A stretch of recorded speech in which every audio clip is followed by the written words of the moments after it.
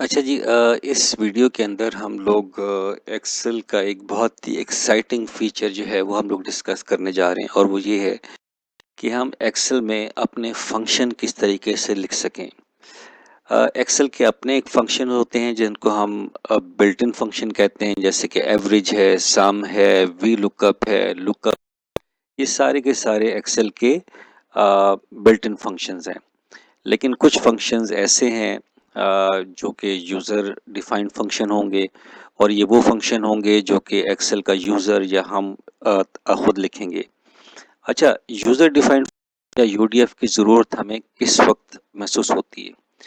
अ, जब एक्सेल के पास वो फंक्शनैलिटी ना हो या एक्सेल को के मुख्तलिफ फीचर्स को या फंक्शन को इस्तेमाल करते हुए हम एक काम कर सकें जो कि बहुत मुश्किल हो, तो उसको सिंप्लीफाई करने के लिए, उसको आसान करने के लिए हम क्या करेंगे? हम एक यूज़र डिफाइंड फंक्शन यहाँ पर लिखेंगे। ठीक है जी। इस वीडियो के अंदर हम ये देखेंगे कि यूज़र डिफाइंड फंक्शन हम लोग किस तरीके से लिख सकते हैं और इसको हम इस्तेमाल कर सकते हैं। एग्जाम्पल आपके सामने है। पहले हम एग्जाम्पल्स को देख लें, प्रॉब्लम को समझ लें। प्रॉब्लम ये है कि या काम जो हम लोगों ने करना है वो ये करना कि मुझे ये चेक करना है कि ये जो तारीख़ है, इस तारीख़ में या इस डेट को कौन सा दिन फॉल करेगा। 12 जनवरी को क्या दिन होगा, 13 फरवरी को क्या दिन होगा, ठीक है, या 14 अक्टूबर को क्या दिन होगा, ये मुझे मालूम करना है।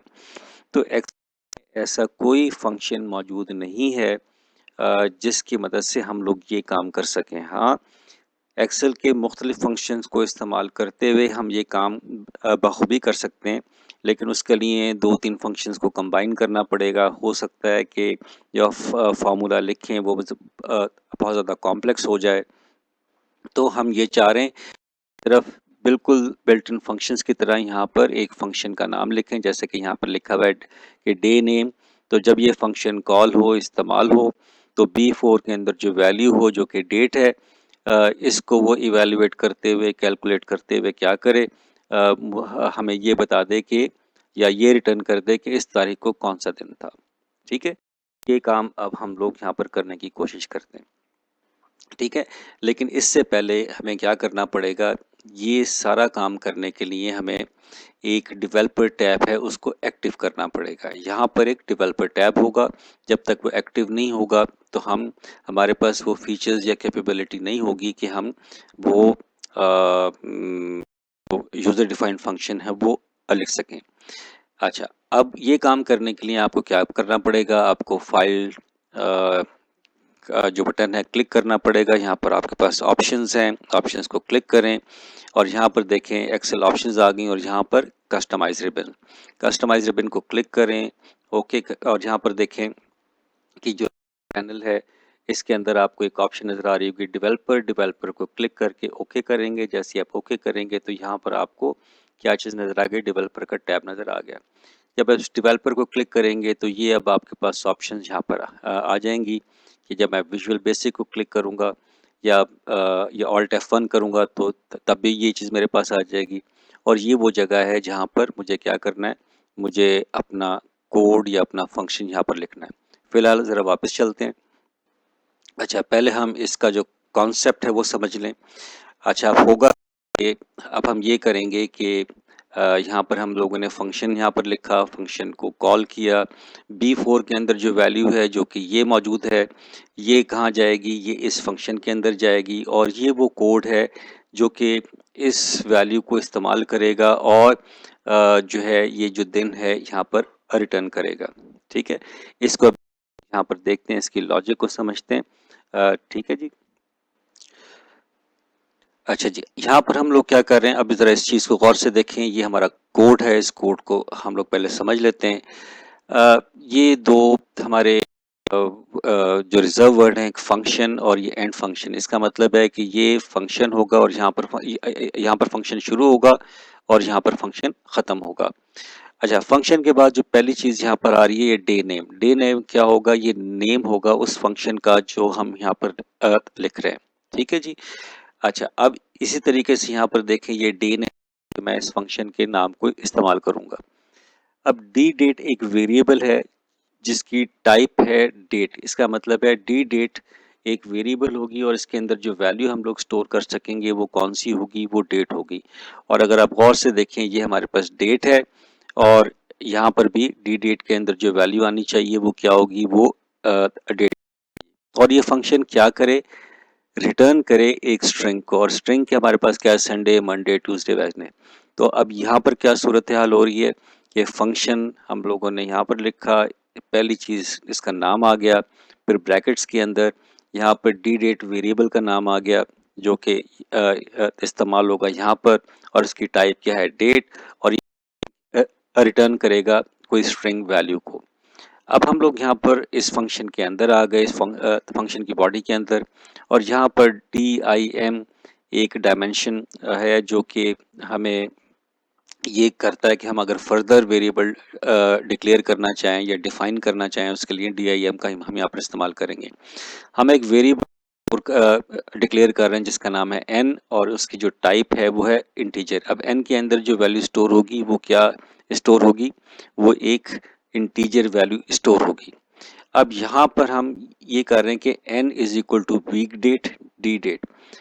अब हम लोग ये करने की कोशिश कर रहे हैं कि वीक डे एक एक्सेल का अपना फंक्शन है, और ये क्या चीज़ है, ये रिटर्न करता है कि डेट के जो जो भी उसका दिन बनता है उसका नंबर वो यहाँ पर करें। जैसे कि मिसाल के तौर पर यहाँ पर देखें कि मैंने यहाँ पर लिखा हुआ है, ये आपके पास डेट है, और यहाँ पर देखें है वीक डे। तो वीक डे क्या करेगा, इस नंबर को, इस वैल्यू को यहाँ पर लेगा और रिटर्न करेगा कि इसका जो दिन है वो कौन सा है, 1 है, 2 है, 3 है, 4 है, 5, 1 से लेकर 7 तक, और 1। तो जो 1 होगा वो रिप्रेजेंट करेगा संडे को। तो इसलिए हमने यहाँ पर लिखा है if n is equal to 1, तो हम यहाँ पर नाम देंगे संडे का। If n is equal to 2 तो यहाँ मंडे आ जाएगा, और इसी तरीके से 1 से लेकर 7 तक n की वैल्यू जो भी होगी, यानी कि वीक डे फंक्शन जो भी रिटर्न करेगा वो 1 to 7 होगा, और 1 to 7 मुताबिक हमने इफ़ स्टेटमेंट का यहाँ पर इस्तेमाल किया। और अगर n की वैल्यू 1 है तो संडे आ जाएगा, और अगर n की वैल्यू 7 है तो सैटरडे आ जाएगा। अब यहाँ पर जो तरीक़ेकार है वो होगा क्या, तरीक़ेकार ये होगा कि हम यहाँ पर फंक्शन को कॉल करेंगे, ये वाली वैल्यू जो कि B4 के अंदर मौजूद है ये पास ऑन होगी यहाँ पर, और ये असाइन हो जाएगी किस को, यानी कि B4 की जो भी वैल्यू होगी वो डी डेट के पास चली जाएगी। तो डी डेट की भी वैल्यू क्या है, यही वैल्यू है कि 12 जनवरी जो B4 की वैल्यू है, यही 12 जनवरी किसको चली जाएगी, डी डेट को चली जाएगी। अब डी डेट के अंदर जब आप इस फंक्शन के अंदर यहाँ पर आएंगे तो ये देखें, मैं अब डी डेट इस्तेमाल कर रहा हूँ, तो डी डेट की जो वैल्यू है वो जनवरी है। तो 12 जनवरी में हमने वीक डेट का फंक्शन का इस्तेमाल किया। तो वीक डे फंक्शन ने क्या किया, एक वैल्यू जनरेट की जो कि 1 to 7 होगी, और वो n को असाइन हो जाएगी, और इसके मुताबिक n की जो भी वैल्यू होगी वो अगर 1 है तो संडे है, 2 है तो मंडे है, तो ज़ाहिर वैल्यू होगी वो यहाँ पर इवेल्युएट होगी। और इवेल्युएट होने के बाद यहाँ पर देखें हमने लिखा है day name is equal to Sunday. तो अगर n की वैल्यू 1 होगी तो यहाँ पर संडे रिटर्न हो जाएगा। तो यहाँ से depending on the value of n, तो जो भी वैल्यू होगी ये वाली जो वैल्यू इसको असाइन हो जाएगी डे नेम। अगर n की वैल्यू 1 है तो डे नेम की वैल्यू क्या हो जाएगी, 1 हो जाएगी, 2 है तो मंडे हो जाएगा, 3 है तो ये हो जाएगा। तो जैसे यहाँ पर ये फंक्शन ख़त्म होगा तो जो भी डी नेम की वैल्यू होगी वो कहाँ चली जाएगी, वो यहाँ पर चली जाएगी, राइट। तो इस तरीके से आपका ये जो फंक्शन है यहाँ पर इस्तेमाल होगा। अब फंक्शन लिखते हैं। फंक्शन लिखना बहुत ही आसान, यहाँ पर डेवलपर टैब क्लिक करें, ठीक है, आप विजुअल बेसिक में चले जाएं, विजुअल बेसिक के एडिटर में आ गए। यहाँ पर आपने क्या करना है, यहाँ पर आपको मॉड्यूल्स नज़र आ रहे होंगे, ठीक है, तो यहाँ पर आप अगर कोई नया मॉड्यूल एंटर करना चाहें, जैसे फॉर एग्जांपल दिस वर्कबुक के अंदर एक नया मॉड्यूल एंटर कर, इसको सिलेक्ट करें, राइट क्लिक करें और यहाँ पर देखें इंसर्ट आ जाएगा, मॉड्यूल कर दें तो एक मॉड्यूल और इंसर्ट हो गया। ये वो जगह है जहाँ पर हम लोगों ने अपना लिखना है। ओके जी, मैंने ये फंक्शन एज इट इज़ यहाँ पर लिख लिया, right. Function day name date as date string, कोई इसके अंदर ये सेम एज इट इज़ है। अब हम इस फंक्शन को इस्तेमाल करना सीखेंगे कि इसको हम लोग कैसे इस्तेमाल कर सकते हैं। तो इस फंक्शन का नाम है डे नेम, तो मुझे सिर्फ क्या लिखना है, is equal to day name, और इसके बाद इसके पैरामीटर में वैल्यू देनी है, जैसे कि मैं जो कन्वेंशनल बिल्ट इन फंक्शन में देता हूँ, और मेरा काम हो जाएगा। ओके जी, अब यहाँ पर देखें ये वाली डेट्स थी आपकी, यहाँ पर अब सिर्फ is equal to name, day name जो था हमारा फंक्शन था वो यहाँ पर अपने आप आ गया, और इसका जो पैरामीटर था उसके अंदर हम लोगों ने ये वैल्यू देनी थी। अब सिर्फ देखें बिल्कुल नॉर्मल बिल्ट इन फंक्शन की तरह ये फंक्शन इस्तेमाल होगा और ये कैलकुलेट कर देगा। तो ट्यूसडे, इसी तरीके से अगर मैं इसको ड्रैग डाउन करके नीचे ले जाऊँ तो यहाँ पर अब देखिएगा कि किस तारीख को कौन सा दिन कॉल कर रहा था।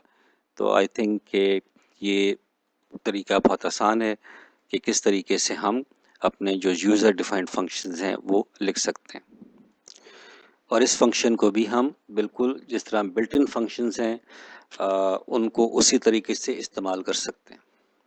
I think a concept is simple and it should be clear now.